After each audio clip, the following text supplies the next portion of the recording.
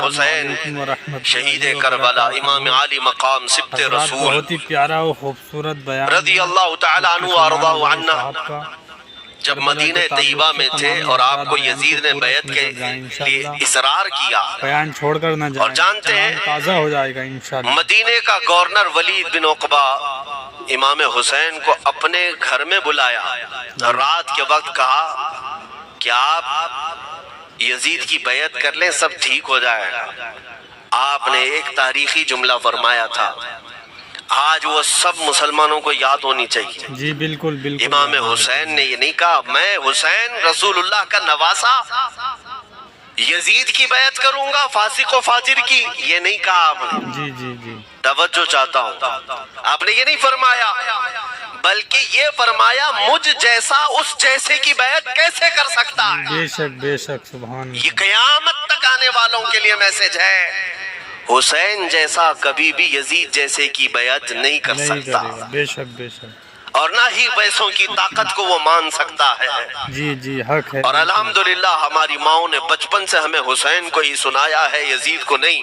جی بے شک، اس لیے آج اگر کسی تخت پر یزید بیٹھا ہو تو ہمیں ڈر نہیں لگتا اس بات کا کہ وہ گردن اڑا دے گا، جی ہمیں اس بات کا خوف نہیں لگتا کہ پھانسی پر چڑھا دے گا، جی بالکل، ہمیں اس بات کا یقین ہے کہ اگر ہمارے ٹکڑے بھی ہو جائیں گے تو انشاءاللہ ہماری روح کربلا ضرور پہنچیں گے۔ انشاءاللہ بالکل۔ امام حسین کے ساتھ قیامت کے دن اٹھائے جائیں گے، حق بات کرتے ہوئے اگر دنیا سے جائیں۔ بے شک بے شک۔ عزیزان گرامی وقار، میں تاریخ کی چند جھلکیاں آپ کے سامنے رکھوں گا۔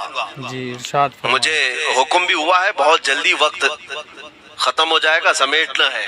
جی میں چند مثالیں آپ کے سامنے رکھتا ہوں۔ طاقت کسے کہتے ہیں، قوت کسے کہتے ہیں؟ جی جیم میں جا کر باڈی بنانے والا طاقتور ہے، کاجو بادام کھانے والا طاقتور ہے، مکے مارنے والا طاقتور ہے۔ کون ہے طاقتور؟ طاقت کسے کہتے ہیں؟ میرے عزیزو، اصل طاقت تو یہ ہے کہ تم استعمال اپنے ہاتھ پیر کچھ بھی نہ کرو لیکن کھلبلی دوسروں میں مچی رہے۔ جی بالکل بالکل، یہ اصل طاقت ہے، یہ رب تعالیٰ کی طرف سے دی ہوئی ہوتی ہے انعام میں۔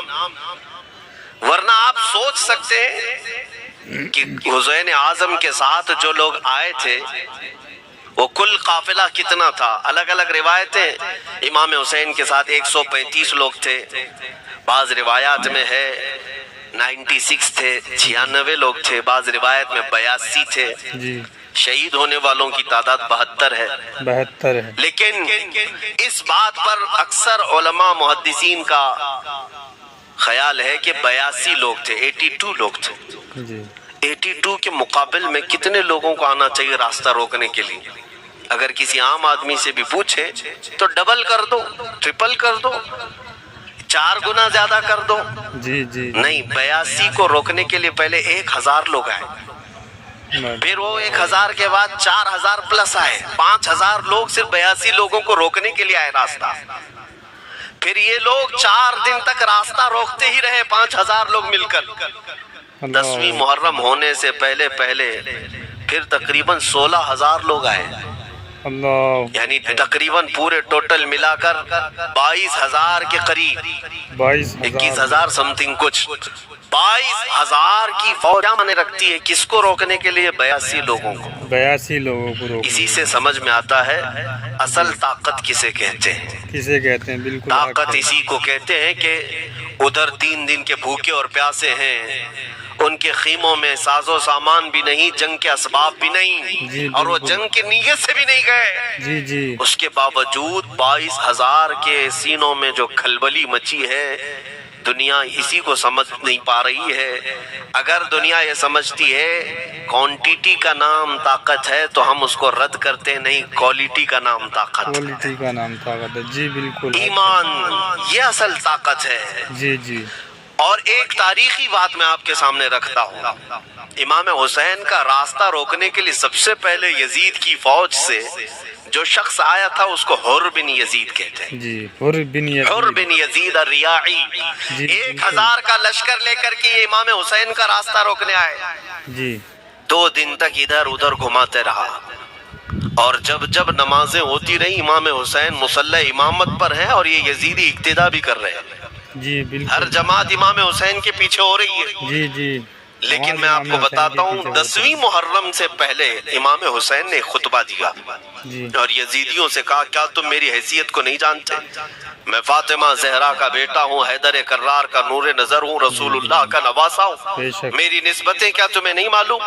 جی تم میرے خون سے اپنے ہاتھوں کو نہ رنگو، میں تمہارے پاس آپشن رکھتا ہوں، میں اس راستے سے اپنے واپس مدینے کی طرف جاتا ہوں یا کسی ساحل کی طرف یا دمشق جاؤں گا، جی جنگ کرنا نہیں چاہتا تم سے۔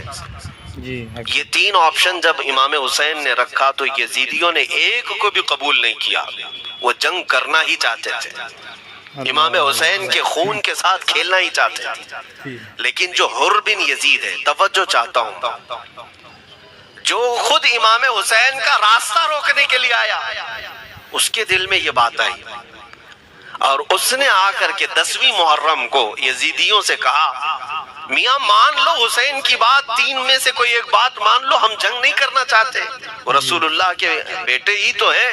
جی بالکل تو سارے جو سپہ سالار بڑے بڑے تھے، عمرو بن سعد، شمر وغیرہ، حر بن یزید سے کہنے لگے تجھے کون کہتا ہے فیصلہ کرنے کے لیے، تو سپاہی ہے، 1000 کی نفری تیرے ساتھ دی گئی ہے، بس اگر تجھے ہمارے ساتھ رہنا ہے تو میدان میں جمع رہ، ورنہ چلا جا، تو صلح کی باتیں مت کر۔ اللہ اکبر حر بن یزید اسی دن 10ویں محرم کو ان یزیدیوں سے کہتا اچھا اگر تم میرے اس بات کو نہیں مانتے تو تمہاری سپہ سالاری تمہیں مبارک، میں حسین کے خیمے میں جا رہا ہوں۔